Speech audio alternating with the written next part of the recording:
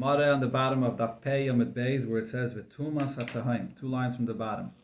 The Gemara here is talking about the Mishnah that says that a tzitz is meratza. You bring a carbon and it was brought betuma, so the tzitz is meratza, that it should be accepted. The Mishnah said that's only regarding if the carbon itself became tamei. If the person is tamei, the tzitz is not meratza. But then the Mishnah says there's something that's called tumas hatahaim. Tumas hatahaim is a tumah that came from a suffix. Just like the word tahaim, which means depth. Someone was buried somewhere and there was no way you could know that someone was buried there, and you became tamei. So this concept of tumas hatahaim, which as I said means a tumah of suffix, applies to other tumas as well. A tumah of sheretz that came from a source that was a suffix, or a tumah of ziva, also a person that's a zav, and he's a suffix if he's going to be tamei or not. We'll see again over here specifically what that means. So the question is whether this that we said that the tzitz is meratza for a tumas hatahaim, which means a tumah of suffix, does that apply to the tumah of ziva as well? So the conclusion that we learned yesterday is that Rab Chia said in a braisa that tumas hatahaim only works for the tumah that comes from a tmei meis, not from the tumah of ziva. So that's what the Gemara is going to be asking on right now. Frek the Gemara, the tumas tahaim, the ziva, are you going to tell me that when you have a tumas hatahaim, a suffix tumah, in the case of a zav, loy meratza, the tzitz does not have the effect that it should be accepted? But for Tanya, we learned in the braisa, Rab Yosi Omer, Sheimeres Yoim Keneged Yoim, a zava which is keeping one day clean against a day that she was tamei. The halacha of a zava is if she has one re'iyah, if she sees an emission one day, so then she just has to keep the next day clean, and then she's already she's okay. Right? This is regarding a zava. There's a halacha of a nida. A nida has to keep 7 days, but a zava has to keep only one day against the day that she saw. Only a zava that sees blood 3 days in a row, then you have to wait 7 days. But if it's just 1 day or 2 days, so then you keep just 1 day against the previous day clean, and that's it. This is what's called a shemeres yaim keneged yaim, or sometimes it's also called a zava ketana. A zava gedola is a zava that has to wait for 7 days. That's when you see blood 3 days in a row. So a shemeres yaim keneged yaim. Sheshachtu, so we're talking over here about that this day that she's keeping clean is on Erev Pesach. Sheshachtu v'zarku aleh. So they shechted the carbon Pesach, they sprinkled the blood for her. Basheni shalah. On the second day, in other words, on that day that she's keeping clean. But then what happened? Roasa. Later on in the day, she saw again blood. So now what happens? Einoi cheles. She can't eat the carbon Pesach at night because she became tamei. But upetura melasis Pesach sheni. She will be potter of bringing the Pesach sheni. Now the question is, why is she potter of bringing the Pesach sheni? What happens on the second day when she's shemeres yom keneged yom? She has to be clean on this day, and then she becomes clean from the tumah that she had the day before. So that entire day, she's sort of in a situation of a suffix. If she's going to be clean this day, then it'll be clarified that this day is clean. Then she became tarir. If she sees another re'iyah on that day, so what happens? So then it clarifies that this day was not a clean day. So she still remains tamei from the previous day. So this is really a case of a zava where you have a suffix tumah. You're not sure what her status is going to be on this day. Yeah, but they did the shchita and they did the zrika. Correct. So that's the point here. They did the shchita and they did the zrika for this woman, which her tumah as a zava was in doubt, was a suffix. And what does the Braisa say? She's potter of bringing the Pesach sheni. My time, what's the reason? Lav isn't the reason. Mishum the meratzet sits, because the tzitz takes effect for this kind of a tumah of the zava, where it was a suffix, whether she's going to be tied or not, and the tzitz takes effect and says that even though later it turned out that she became tamei, but since at the time that it was shechted it was a suffix, so therefore the tzitz does take effect. So how could you say that for tumah ziva the tzitz doesn't take effect? It calls tumas time because it's a suffix. Exactly. Yeah, that's what tumas time is an expression used for a suffix. And she doesn't need the korban. Right, she doesn't need a Pesach sheni. No, she doesn't need the korban. She cannot eat that korban. She can't eat it, but she doesn't have to bring a Pesach sheni. So Amri, they answered, Loy, this is not the reason. Rabbi Yosi has a different opinion about the whole thing of a zava. Mishum de kasava Rabbi Yosi. Rabbi Yosi's opinion is, Mikan ulahaba hi metama. If she sees again blood on the second day, then she only becomes tumah from that moment that she saw blood. So Rashi explains what this means is a zava that has to keep the next day clean. We say miktzah sayayim kakulai. If part of the day she was clean already, she's already a tahira already at that point. If later in the day she sees blood again, so what happens then? Only from that moment where she saw blood again, does she become Tomei again, and then she has to wait until the next day that at least part of the day she should be tired. But really, there's no suffix here. There's no suffix at all. At that part of the day where she did not see blood yet, she was already tired, and therefore they brought the Korban Pesach for her, and Pesach was accepted. You don't need the tzitz for that. Then when she sees blood, only mikana lahaba does she become Tomei.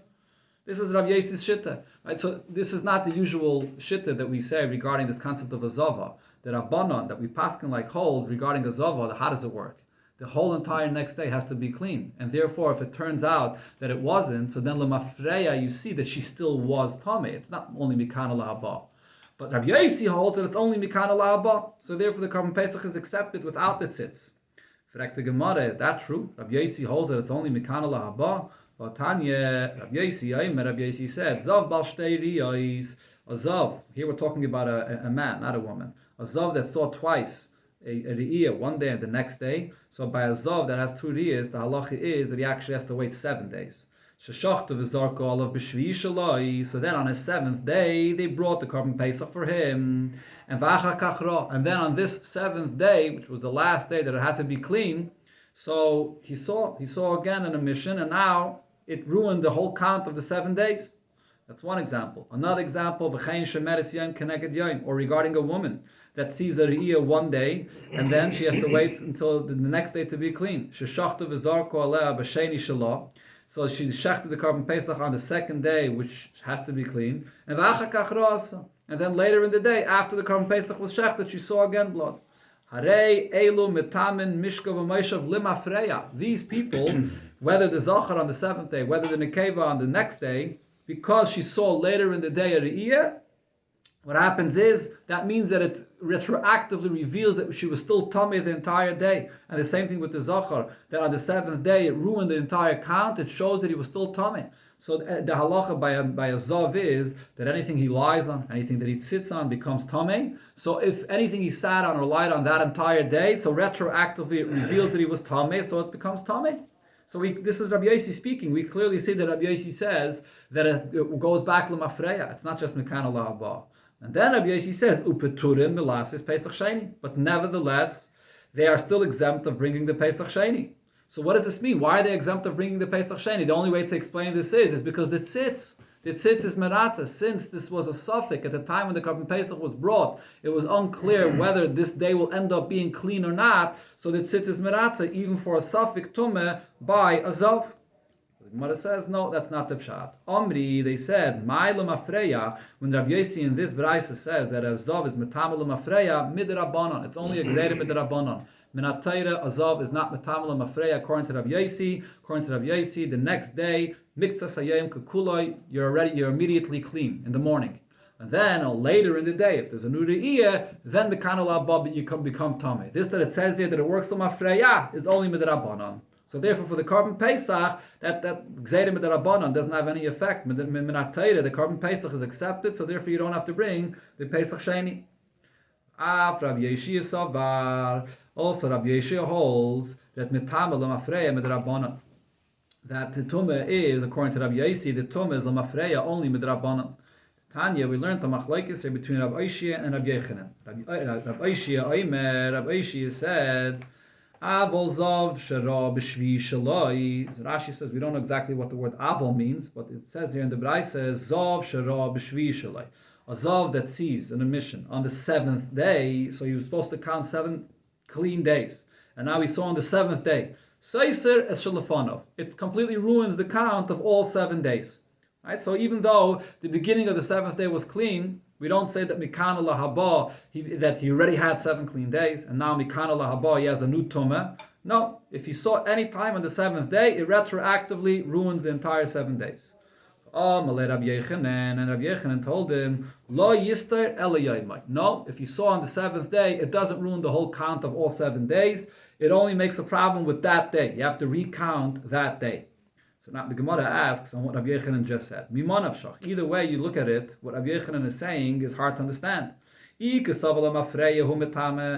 Yossi says that you have to have the entire 7th day clean, and if not, so then retroactively reveals that this person was still tamei. So then afila kula nistar. So then it should ruin all 7 days, like Rabbi Oishia said. And if Rabbi Yechanan holds that once you had the beginning of the 7th day clean, so then it's it, it's done. The 7 days are done. So now when there's a new re'iyah that you see in the middle of the 7th day, it only is a new tumah mikana lahaba mitame yomin amiloi. You shouldn't have to recount the 7th day. What is he saying? You have to recount the 7th day. You shouldn't have to recount the 7th day. So it shouldn't ruin the 7th day either. It's just a re'iyah for itself. It's a separate re'iyah for itself, and you just go to the mikveh that night, and that's it. But why is he saying that it's seiser that day as well? So the Gemara says you're right. We have to change the way what Rabbi Yechanan said. Rather, what Rabbi Yechanan said is lo yistar v'lo yoymai. That if there was a re'iyah on the 7th day, because the beginning of the 7th day was clean, so then the 7 days are done. And the re'iyah that happened on the 7th day, it's not seiser, not even that 7th day as well. The 7 days are over. It's a separate re'iyah for itself. You just have to go to the mikveh too, and then you're tired at night. So here, it's like Mikano Labo. Yeah, Mikano Lahaba, exactly. So here we see this machlokes between Rabbi Oishia and Rabbi Yechanan, whether it's Lamafreya on the 7th day or only Mikano Lahaba. Oh Malay, and Rabbi Oishia said to Rabbi Yechanan, Rabbi Yosi koi kivasech. Rabbi Yosi holds like your opinion that it's only Mikano Lahaba. It doesn't retroactively ruin all the count of all 7 days. So now the question is, how did Rabbi Oishia say that Rabbi Yosi holds like Rabbi Yechanan? Before we said that Rabbi Yosi said that it does affect even retroactively. So according to Rabbi Yosi, it should ruin all 7 days. So here again, you see clearly that when Rabbi Yosi said Metamalum Afreya, that's a chumrah midrabanan, just regarding the mishkav and the meishav, the things that a zav sat on or lied on, the chacham will machman that it should be Metamalum Afreya. But regarding the actual count, it doesn't ruin the count. And the shmami so midrabanan, it's only midrabanan. Shmami no. So I see over here clearly that Rabbi Yosi was saying to Rabbi Yechanan that Rabbi Yosi holds that it only is metame mekana lahaba. And the Gzeira of Mishkav and Moshe was only Midrabanan. Now, the Gemara interjects over here and asks a very simple, basic question on Rabbi Yosi's opinion. What did Rabbi Yosi say? That if you have a re'iyah one day, comes the next day, as soon as part of the day, in the morning, you didn't have any re'iyah, so then you're tahir. Later in the day, you see again an emission, so then mikana la'aba, you become tamei. It's like a new thing. The question is, as I mentioned in the beginning, there's a concept called a Zava Gedola. A Zava Gedola means that there are 3 days, one after the next, that you become Tamei, and that there's a continuation here. 1 day, the 2nd day, and the 3rd day. When you have 3 days, one after the other, then you become Tamei. You have to wait for 7 days. But according to Rabbi Yosi, when does that ever happen? Each one of these days are separate. Well, Rabbi Yosi, according to Rabbi Yosi, if I treat each separate day, it's totally separate from the day before. You already became tahir from the re'iyah from the day before. As soon as part of the day you didn't have a re'iyah, so then the previous re'iyah is gone. So it's only mekana la'aba that you become tamei. Oh, sorry. Okay, again. Let me start the Gemara again. The Gemara, the point that I just said, the Gemara will address in a moment. Here the Gemara addresses actually another question. Okay, let's go back to what we learned in the Gemara before, in the Brais of Rab Chia. Rab Chia before said that Tumas HaTahaim was only said regarding a mace, and it was not said regarding something else. Right? Towards the bottom of Pei Amid Beis, the Gemara said that it's coming to be Memayit something else. What exactly is it coming to be Memayit? So what did the Gemara say before on the end of Pei Amid Beis? That the Safik Tumah, which is called Tumas HaTahaim, the tzitz is meratze only for Tumas Meis and not for Tumas Ziva. But now, according to Rabbi Yosi, we can't say that it's coming to be Memayit Tumas Ziva. Why not? So let's start the Gemara again. Sorry. Well, Rabbi Yosi, since Rabbi Yosi says that when it comes to the Tumah of a Ziva, so the tumah that you see on the next day, on the following day, is only mikana lahaba, lemeis, polvad, lemute mai. When Rabbi Chia before said that only by a mace is the tzitz meratze, and it comes to exclude something else, what is it coming to exclude? You can't say it comes to exclude the tumah of ziva. Why not? So Rashi explains, very simple. There is no suffix tumah by ziva. by definition, if you hold that the tumah of ziva is only mikana lahaba, so there's never a situation of a suffix. When you see a re'iyah of a ziva, then you become tameh. If you don't, you're not. If you're going to say the tumah of a ziva is lima freya, so then there's a suffix. The entire day, the seventh day or the second day, the whole day, you're not sure. Are you going to see another re'iyah or not? So then there's a concept of tumas tahaim, of a suffix tumah by ziva. But if it's only mikana lahaba, there's no such a thing b'chlal. So we can't say that when we said that the tzitz is not meratza for something other than tumas meis, that it's going on tumas ziva. There's no such a thing of suffix tumah by ziva. So what is it coming to be memayit? If so, says the Gemara, nifshat mina, let us be paishet the shaila that we had yesterday at the end of the previous Gemara, the bekoyin.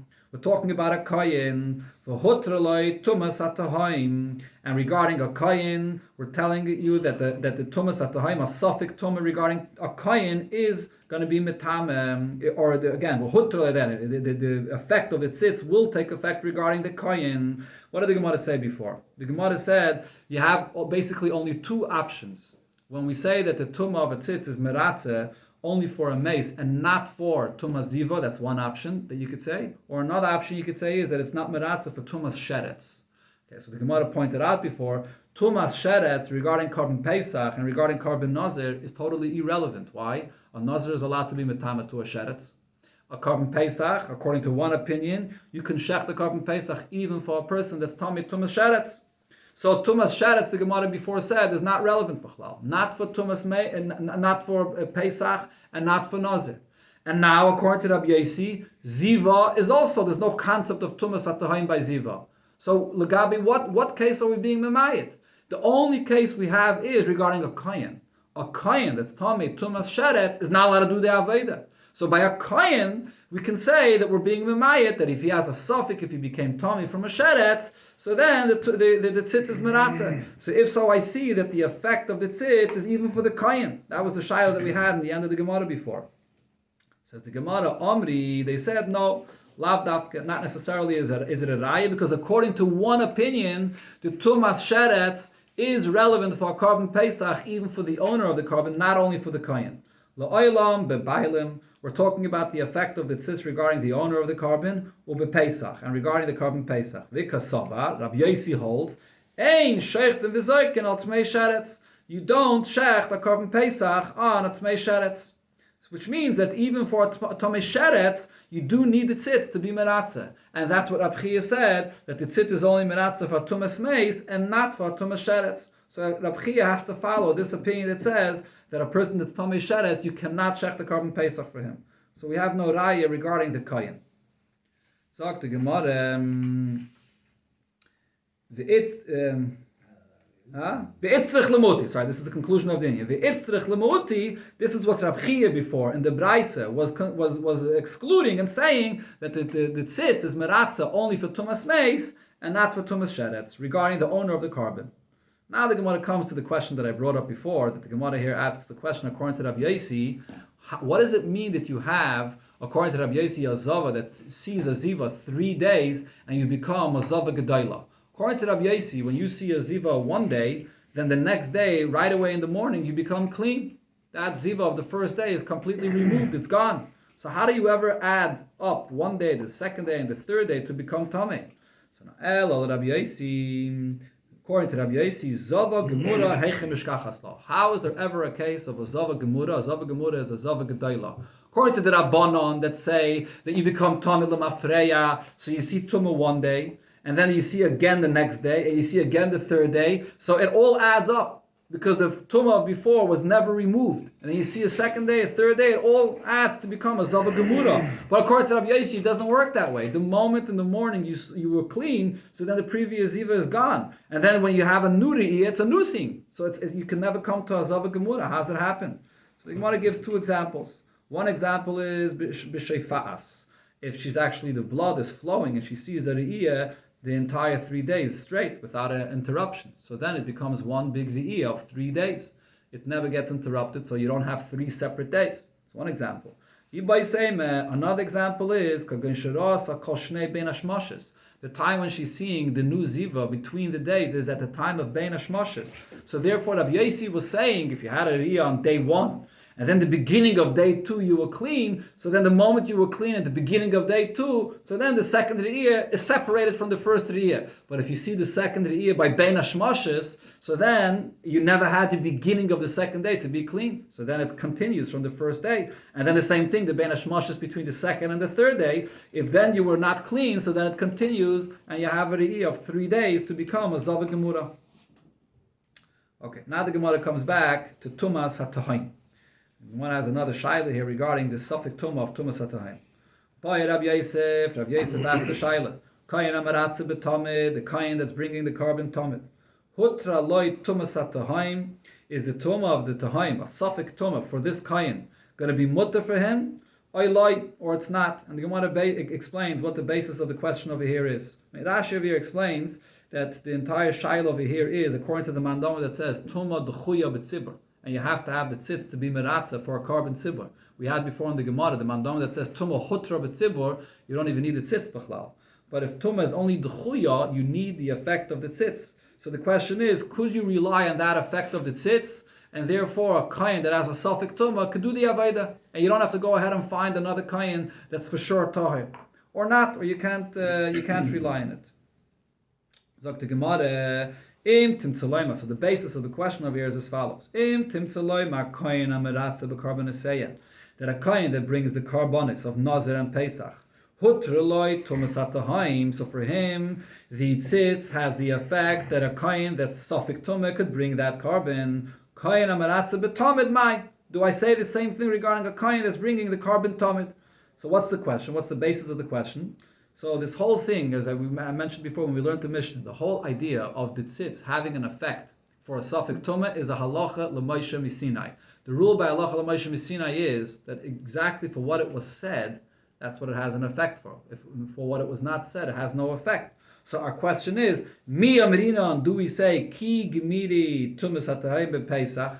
This halacha l'Moshe Misinai that the tzitz takes effect for the Tumas HaTahaim is only regarding a carbon Pesach, but betamid loy Gemiri, for the carbon tamid it does not take effect. The halacha l'Moshe Misinai was not set for that.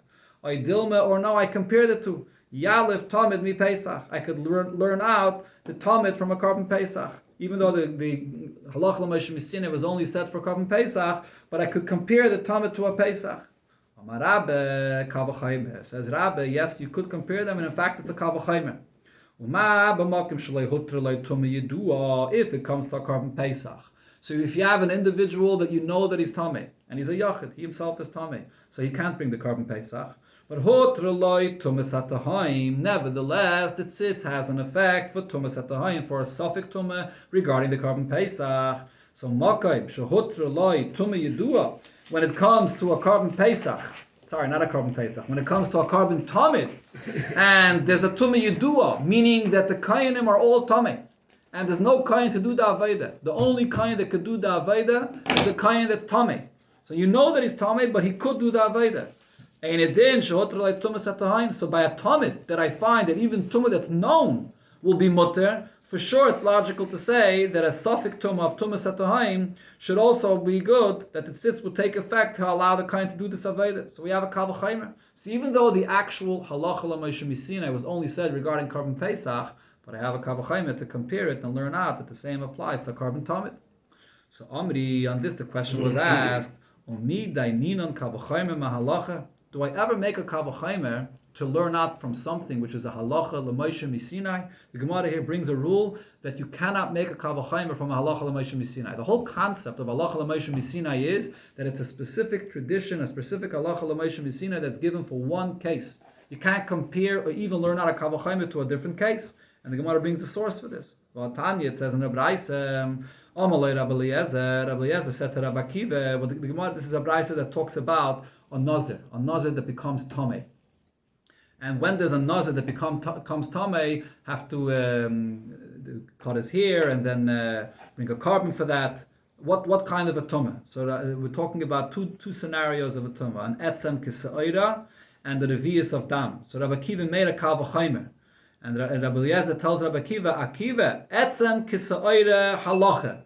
The fact that if a nazir touches a bone from a dead body, which is as small as a barley, so the fact that he becomes tamei, that's a halacha l'Moshe Misinai. Revius dam kavachimer. You want to learn out from that a kavachimer to a revius of blood. That if a nazir touches a revius of blood, and with that person, you wanted to make a kavachimer to apply it there as well. What's the kavachimer? So as Rashi here says, the kavachimer is etzem kisaira. There's no tumas oihel. By revius dam, there is a tumas oihel. So Rabbi Akiva said, if the halacha l'meisha misinai says that a etzem kisayra will make a nazir tameh, for sure a revius dam, where there is a tumas oil, for sure it should make the nazir tameh. So Rabbi Eliezer tells Rabbi Akiva, it's a good kavachaymer, but you can't make a kavachaymer when you're learning out something from halacha l'meisha misinai. Ain't done a kavachaymer ma'alacha. So over here as well, how could you say that we're learning out a kavachaymer from what it says from the halacha l'meisha misinai by a carbon pesach that there's a ritzui of the tzitz by tumas atahim.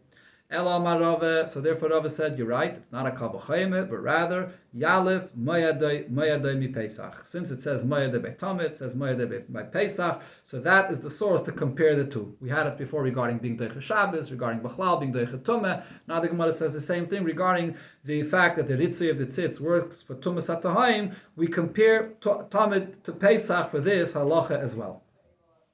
Now the Gemara goes back to the source. Tumas atahim gufa heicheksiva. What is the source for this concept that when it comes to tumas atahim, the tzitz is meratze? So Rashi immediately explains over here. We just said it, it's halacha l'meisha misinai.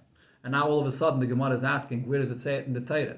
It's halacha l'meisha misinai. So Rashi explains the conclusion over here in the Gemara is going to be that there's no pasuk that's a source for it.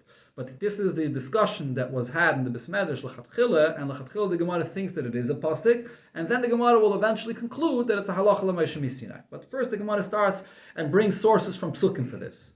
So heichek siva, where does it say?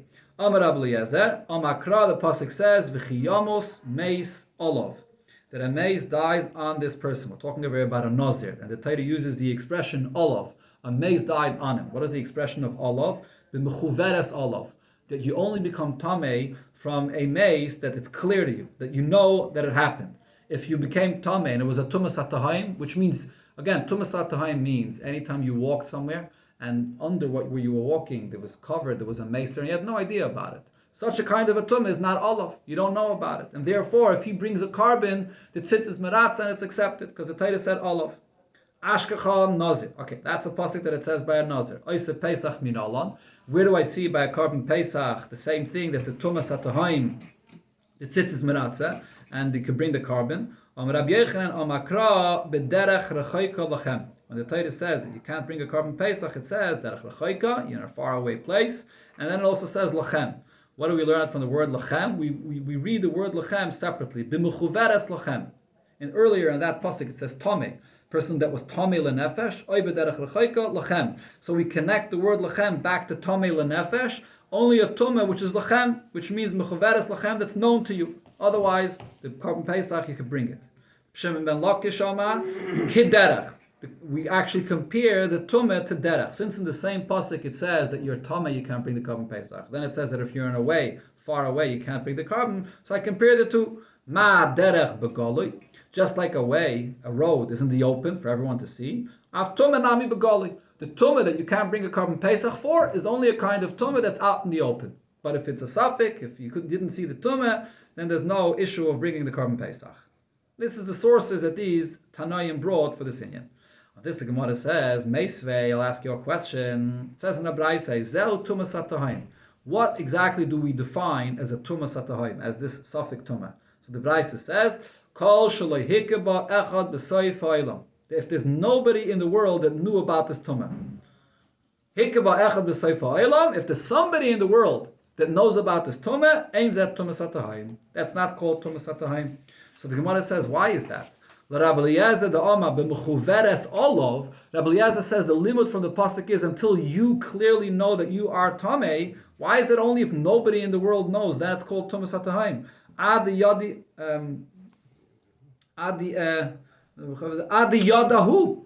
Until he knows, it should be called tumas atahim. Even if everybody in the world knows that this tumah is there, but if you don't know, so Allah for you, you don't know. It should be a suffix for yourself. That should be tumas atahim if that's the source of the pasuk. L'Rabbi Yochanan the Amar lachem b'mechuveres lachem. So Rabbi Yossi says that the pasuk says lachem, a plural term, until you know. Adi yadi batrein.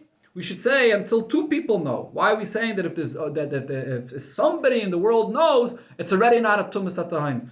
It should be until two people know, until you and somebody else knows. Rab Shimon ben Lakish, the Amma Kederech, that we compare it to a way, so then it should be the exact opposite of what it says in the Braisa. The Yadi Kula Alma, the only time the Tumah is considered to be a Tumah that's Vaday and not Tumas Atahim, it's only if everybody knows. If there's somebody in the world that doesn't know about it, it should already be considered to be Tumas Atahim. Why are you saying only if nobody knows about it is it considered to be Tumas Atahim? So from this Braisa, I see that the definition of Tumas Atahim does not fit with any of the drashas of the Psukim that we brought over here. Tumas Atahim means a Tumah that nobody is aware of it. So Ella, here the Gemara concludes, Tumas Atahim Hilchas Gemiri law. This concept of Tumas Atahim, the source is not these Psukim. It's a halacha l'maisha misinai, that a kind of Tumah that nobody knows about, and you became Tamei, the tzitz will be Meratze. That's what Tumas Atahim means. Kra asmachta ba'alma. These Psukim that these Tanaim brought is just an asmachta. That's not the source. The source is a halacha l'maisha misinai. Omama Baravashi. So Ma Baravashi said, going back to the Mishnah. So again, the Mishnah is speaking about a person that brings a carbon, and then you find out that the carbon was Tomei. So Ravashi said, Loishanu. So we had this discussion right in the beginning of the Gemara, right after the Mishnah. So now Ravashi says, Loishanu ala la'achaz rike. If you found out about the Truma after the Tumah, that is, after the Zrike, so then I say that the tzitz is meratze. The chi is darek, dam, shapir is darek. When you were doing the Zrike, you didn't know about it. You thought that you're doing a good Zrike. If you knew that it was Tamei already before the Zrike, loy meratze. The tzitz will not be meratze. Meisvei, and this the Gemara asks a question. It says in the Braisa, Hamoitze meis mushkev l'rochve shel derech. You were walking on a way and you had no idea that there's any mace there. And then you uncover a tumas atahim, a mace that was lying there covered, but the mace was lying in the width of the entire road. So the trume, regarding trume, tamei, you'll become tamei. A kain that can't eat trume when he's tamei, he'll be considered to be tamei. Okay, because by truma, there's no such a thing of a tzitz being meratze, right? So for truma, that is, since the mace was lying in the width of the road, so this person definitely touched the mace, and therefore it becomes tamei. Lenazir va'isa pesach, regarding a nazir or a person that's bringing a carbon for a nazir or a carbon for a pesach, so tahir, the tzitz is meratze, and you're going to be tahir. That's the lashon of the Braisa. So the Braisa distinguishes between truma, that you're tamei, and for the Nazir and for the Pesach, he's still considered to be Tahir because it sits as Meratze. So now the Gemara is Medayik. V'chol Tamei v'Tahir. Anytime you use this term, Tamei and Tahir, Lehabahu. The terms are being used regarding the status of the person for the future. It's not a term that's used for a B'di'eved. So what did Rav Baravashi say before? That the whole tzitz is Meratze for a person that's making a carbon Nazir or Pesach, B'di'eved, after the fact that he found out that he was Tamei. But here in the Braisa is saying that he's Tahir. Meaning lechatchila, it's talking about his status for the future, that he can go ahead and bring his carbon. So Ella, the Gemara retracts this and says, you're right. Itmer hachi itmer. This is what Mar Baravashi said. Ama Mar Baravashi loy teimen noidele la'achaz rike hu demeratze. Don't say that the ritzi of the tzitz is only if you found out after the fact. Aval noidele lefnei zrike. If you found out before the fact. Loy meratze, then the effect of the tzitz doesn't work. Ela afile noidele lefnei zrike. Even if you found out before the fact, meratze. The tzitz takes its effect, like it says here in the Braisa. You are tahar to bring the carbon if you didn't know about it. If you became tamei from a tumah that you didn't know about it when you became tamei. Okay, Zok the Gemara Gufa. The Gemara now goes back and brings the full quote of that Braisa itself that we had before. Hamoitze meis mushkev l'rochve shel derech.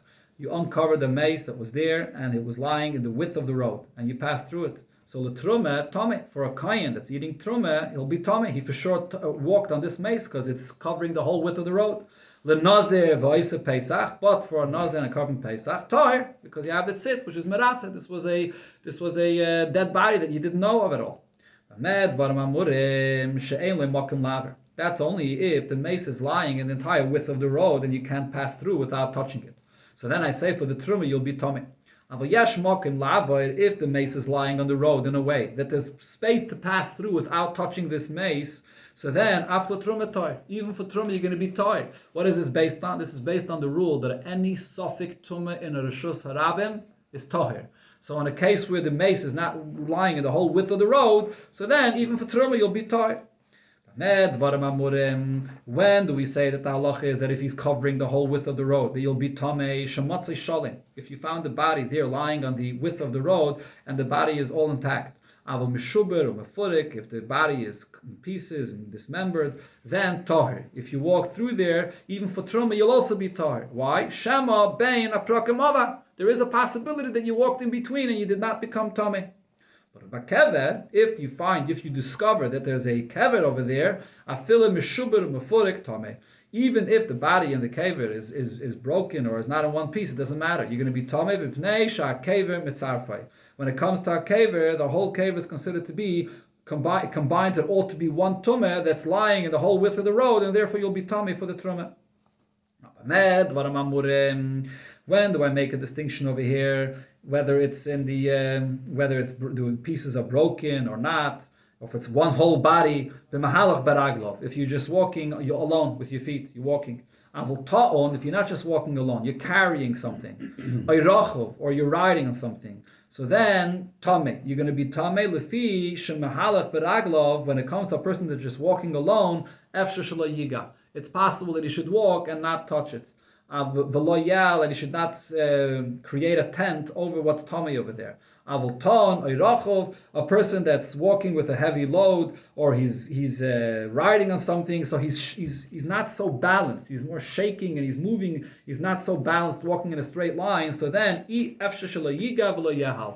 if the body that's there on the road is in pieces, but it's impossible that because of him shaking and not being so balanced that he didn't touch it or at least create an oil over it. Another clarification the Braisa says, when did we say that a nazir and a carbon pesach you could bring if you discover the tumah that you didn't know of, which is the tumah satahim, the tumah satahim. So this is only if you discover this and it's a tumah satahim. Avol betumah yidua, if a nazir or a person that has to bring the carbon pesach became tameh of a tumah that was known, so then tameh, then he's tameh and he can't bring the carbon pesach. Here's the conclusion of what we had before. What is considered to be a tuhumah that's unknown?